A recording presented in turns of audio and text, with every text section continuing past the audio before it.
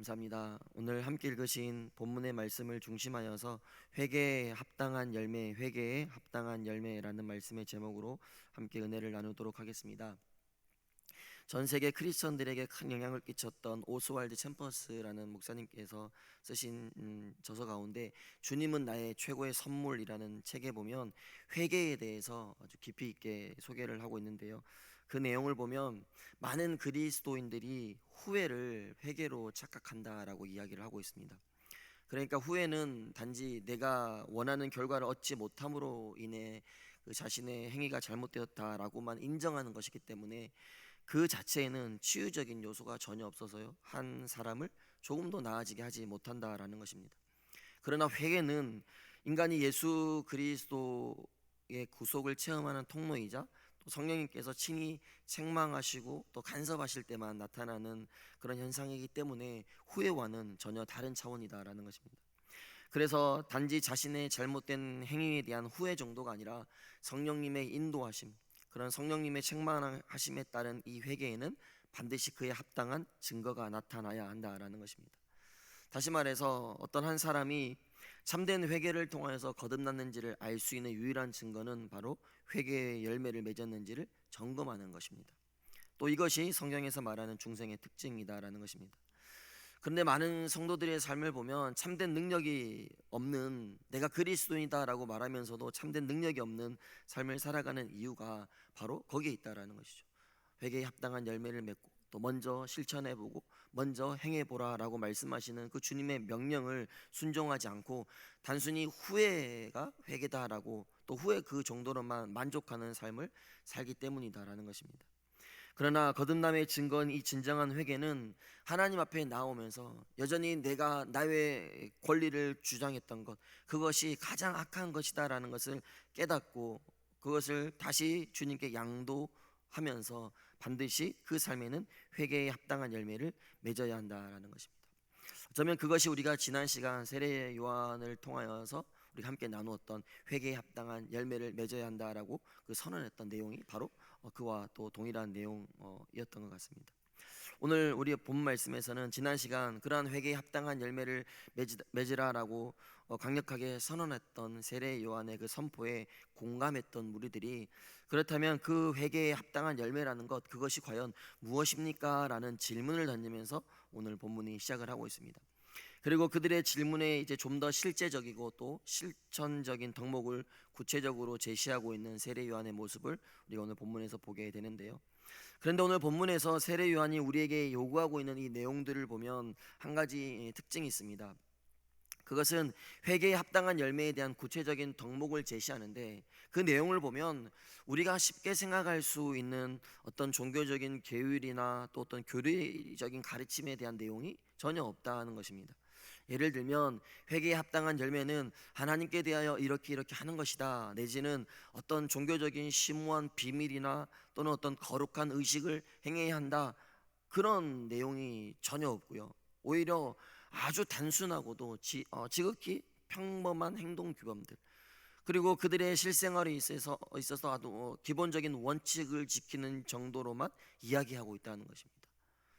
이러한 내용들로 통해서 우리가 알 수 있는 것은 하나님 앞에서 진정한 회개의 고백을 드린 성도들에게서 나타나야 하는 회개의 열매는 어떤 대단한 비밀이나 또 어떤 신비한 그런 종교의식을 말하는 것이 아니라 우리 삶에서 마주하는 평범한 일상 가운데 당연히 지켜져야 할 원칙들, 규범들, 규칙들, 또한 이웃과의 관계 속에서 지켜져야 할 기본 원칙들이 바로 성숙한 성도들의 삶에서 맺어야 하는 회개의 열매다라는 것을 우리가 알 수 있습니다.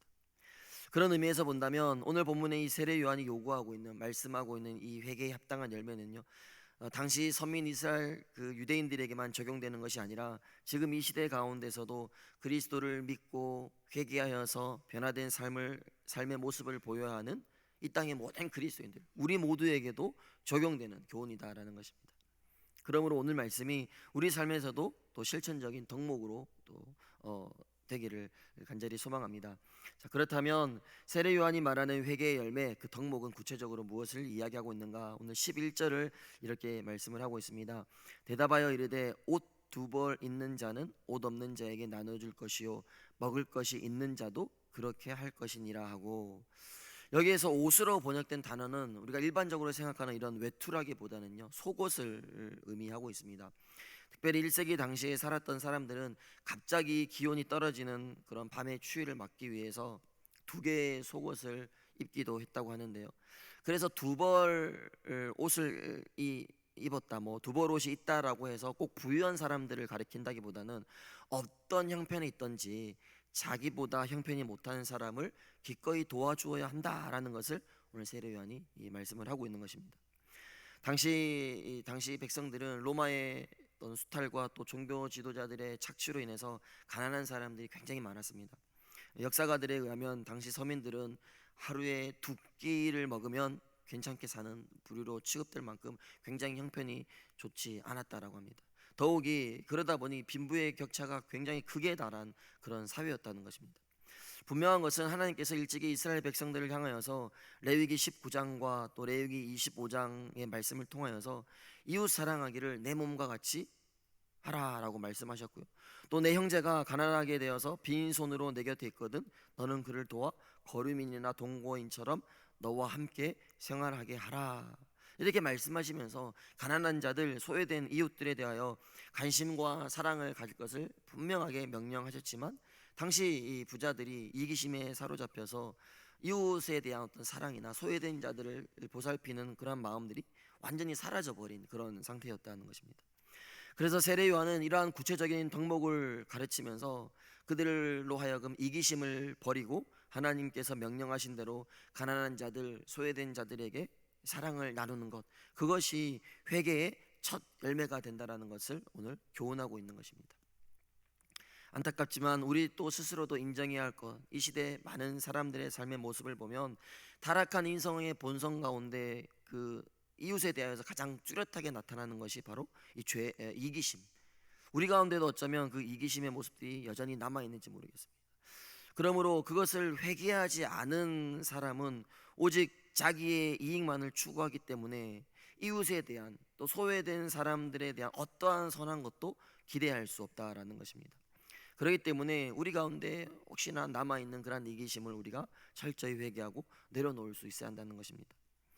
요한일서 3장 17절의 말씀에 보면 누가 이 세상의 재물을 가지고 형제의 곤빗밤을 보고도 도와줄 마음을 닫으면 하나님의 사랑이 어찌 그 속에 거하겠느냐라고 기록을 하고 있습니다.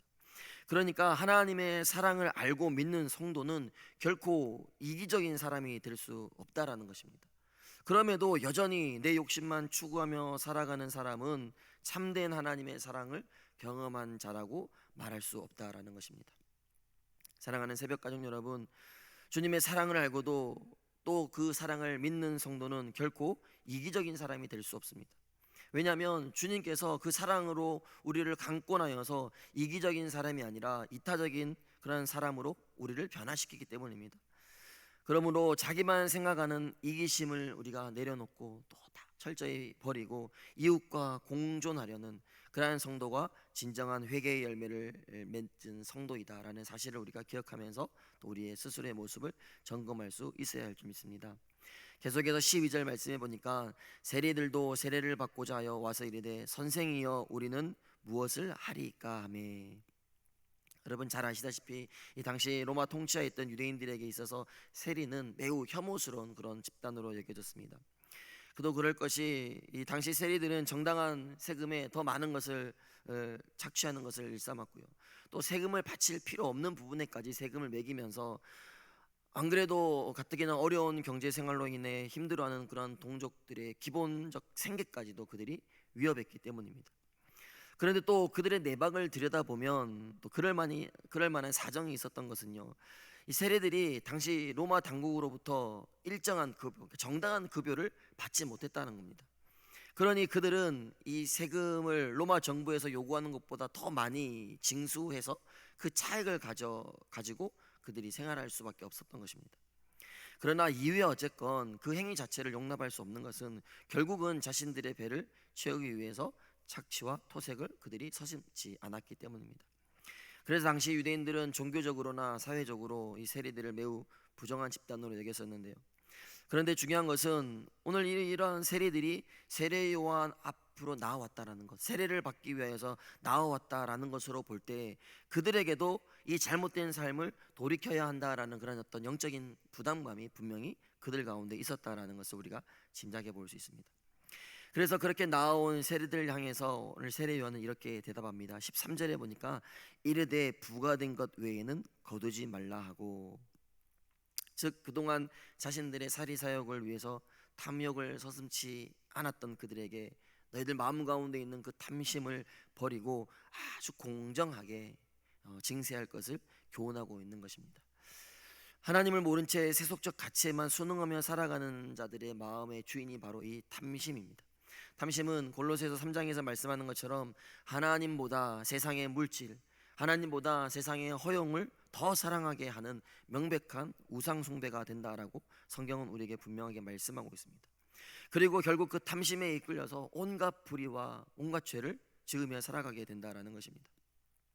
그러나 예수 그리스도를 믿고 진정으로 회개하여서 그 사랑 안에 거하는 자들은 역시 그 하나님의 그 사랑의 강권적인 인도하심을 받기 때문에 그 탐심의 마음을 버릴 수 있게 된다는 것입니다. 그리고 그 탐심의 열매 대신 사랑과 화평과 인내와 절제와 온유와 같은 그러한 성령의 열매가 그 마음과 삶에 분명하게 나타나고 아름다운 열매로 맺히게 된다는 것입니다. 그러므로 이 역시도 우리 삶에 스스로 또 적용하고 점검해 보면서 여전히 내 안에 이러한 탐심, 버리지 못한 탐심의 그러한 삶의 모습이 있다면 주님 앞에 우리가 철저히 회개하고 내려놓음으로써 거룩한 성도의 삶이 되어야 할 점 있습니다. 끝으로 세례 요한은 14절 말씀에 또 이렇게 교훈을 하고 있습니다. 군인들도 물어 이르되 우리는 무엇을 하리이까 하매 이르되 사람에게서 강탈하지 말며 거짓으로 고발하지 말고 받는 급료를 족한 줄로 알라 하시니. 여기서 군인이라고 기록된 이 말씀, 군인들은 우리가 쉽게 생각하는 로마의 정규 군대에 속한 그런 군병을 이야기하는 것이 아니라 당시 유대 지역의 치안 업무를 담당했던 그런 유대인들의 보조원이었을 것이다라고 학자들은 추측하고 있는데요. 지금으로 보면 지역의 치안을 담당했던 그런 경찰 역할들로 볼 수 있을 것 같습니다. 어쨌든 이들의 임무 중에 하나가 무엇이었냐면 바로 세례들의 업무를 돕는 일이었습니다. 그러다 보니 이들 역시도 당시 유대인들로부터 세례들처럼 그런 비난의 대상이 되었던 자들이었다는 것입니다. 그런데 여러분, 이들은요 단순히 그냥 세례들처럼 돈을 착취하는 것에서 그치지 않고요, 더욱 심한 폭력과 협박과 사기와 거짓으로 백성들의 돈을 갈취하는 자들이었다는 것입니다. 요즘 뭐 영화나 드라마에서 자주 소재로 등장하는 그런 비리 경찰들, 어떤 그러한 자들을 생각하시면 될 것 같습니다. 어쨌든 그들은 그러한 권위를 이용해서요 세리들의 징수 업무를 도왔고 또 거기에 협박과 또 억압으로 강탈하고 착취하는 일을 서슴지 않고 자행하면서 백성들의 삶을 더욱 힘들게 했다라는 것입니다. 그래서 세례 요한은 그들에게도 역시 너희들이 회개하여서 이제는 정의를, 불의한 모습들을 버리고 정의를 실천할 것을 오늘 요구하고 있는 것입니다. 사랑하는 새벽가족 여러분, 예수 그리스도로 거듭나 회개한 성도는요 하나님의 그 의의 성품을 닮아가기 때문에 반드시 불법을 미워하게 되어 있습니다. 그래서 어떠한 세상의 불의 속에서도 그 불의 속에 동참하는 것이 아니라 그 안에서도 담대하게 진리를, 정의를 외칠 수 있고 의의 군사로서의 합당한 삶을 살아가게 된다는 것입니다. 바라기는 세상 모두가 그렇게 살아간다고 해서 세상의 흐름이 그렇게 된다, 흘러간다 할지라도 그 안에서 우리는 반드시 정의를, 의를 또 외치고 실천할 수 있는 그러한 거룩한 성도의 삶이 되어야 할 줄을 믿습니다. 말씀의 결론입니다. 오늘 본문에서 세례 요한이 요구하는 회개의 열매는 앞서 언급한 대로 당시 유대 백성들에게만, 이스라엘 백성들에게만 국한된 것이 아니라 오늘 살아가는 우리에게도 동일하게 요구되고 또한 적용되는 말씀임을 믿습니다. 그래서 우리의 삶에 이 이기심을 버리고 이웃 사랑하는 마음을 지니고 탐심을 버리고 또 하나님의 말씀을 따르며 불의를 미워하고 의를 행하는 그러한 참된 성도의 삶이 되어야 할 줄 믿습니다.